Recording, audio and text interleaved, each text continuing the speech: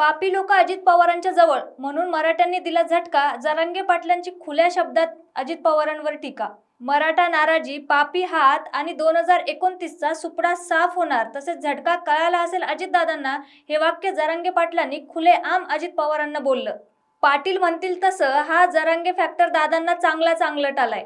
कारण जरांगे पाटलांचे हे उद्गार ही केवळ एक वाक्यरचना नाही, हा टोमणा नाही, हा क्षणिक असलेला राग नाही, हा इशारा होता, हा संताप होता आणि हेच भविष्यातील महाराष्ट्राच्या राजकारणाचा ट्रेलर बनताना दिसत आहे. काय म्हणाले जरांगे पाटील, जाणून घेऊया व्हिडिओच्या माध्यमातून. नमस्कार, मी पूजा आणि तुम्ही बघताय सत्य पे सत्ता, म्हणजे थोडक्यात पण महत्त्वाचं. खरं तर पुण्याच्या राजकारणात जे घडलं ती एक अपघाती घडलेली घटना नव्हती. ते नियोजनबद्धही नव्हतं. ते घडलं कारण समाजाच्या मनात साचलेला राग मतपेटीत उतरला.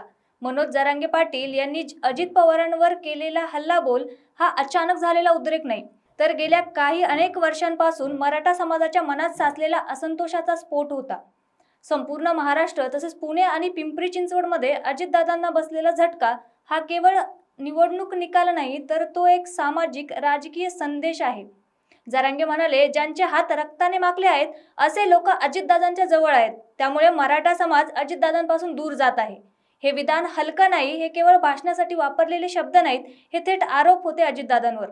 आणि हे आरोप व्यासपीठावर थांबले नाहीत, तर ते मतपेटीत उतरले. राजकारणात कधी कधी शब्दांपेक्षा निकाल जास्त बोलके असतात.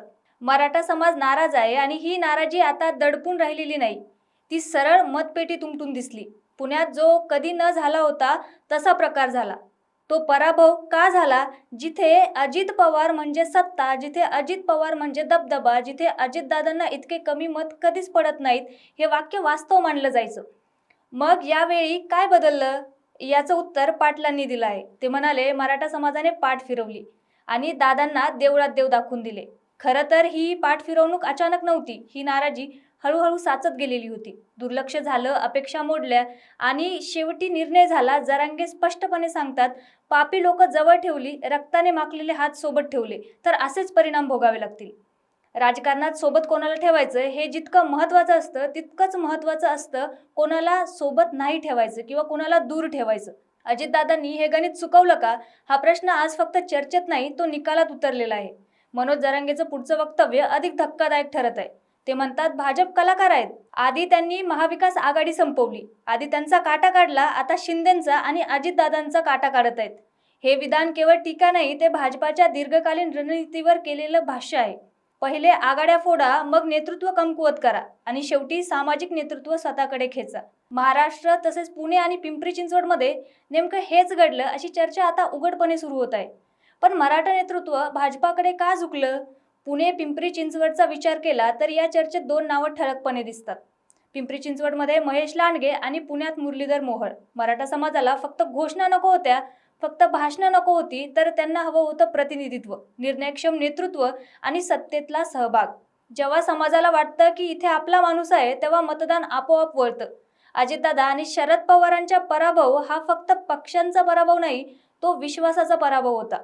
जरांगे थेट म्हणतात, फक्त मराठ्यांमुळेच पाडावं लागलं त्यांना. हा दावा वादग्रस्त आहे, पण पूर्णपणे फेटाळून लावता येणार नाही. कारण पुणे असो किंवा पिंपरी चिंचवड किंवा संपूर्ण महाराष्ट्र, मराठा मतदार संख्या ही निर्णायक ठरते आणि जेव्हा ती एकवटते किंवा दूर जाते तेव्हा सत्ता हलते.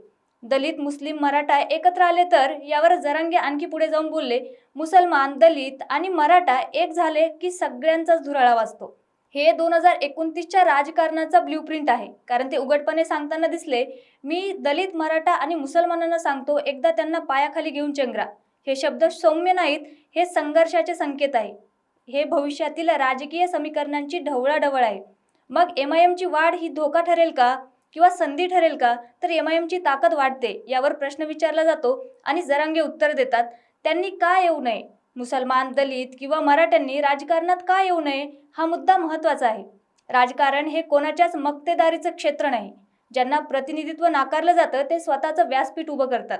जरांगेंचं शेवटचं विधान सर्वात जास्त चर्चेत आहे. अजित पवारांचा बहुतेक 2029ला सुपडा साफ होईल. हा इशारा आहे, पण हा इशारा कोणासाठी? सत्ताधाऱ्यांसाठी, जुन्या नेतृत्वासाठी की नासक्या लोकांना जवळ ठेवणाऱ्या लोकांसाठी? तुम्हाला काय वाटतं? कमेंटमध्ये नक्की सांगा. आणि अशाच माहितीपूर्ण व्हिडिओसाठी पाहत राहा सत्य पे सत्ता, म्हणजे थोडक्यात पण महत्वाचं. अहो मला सारखा दम लागतोय हो. आज माझा अजिबातच मूड नाहीये. मला ना कसं तरी होतंय. माझ्या हातापायाला मुंग्या येत आहेत. माझं खूप डोकं दुखतंय आज. अहो माझ्या थायरॉइडच्या गोळ्या संपल्या आहेत. लवकर आणून द्या ना. या सगळ्या कुरकुरी आपण देखील रोज ऐकता का? हो ना. अहो या त्रासावर सोपा उपचार आहे. Doctor Chatej homeopathy clinic.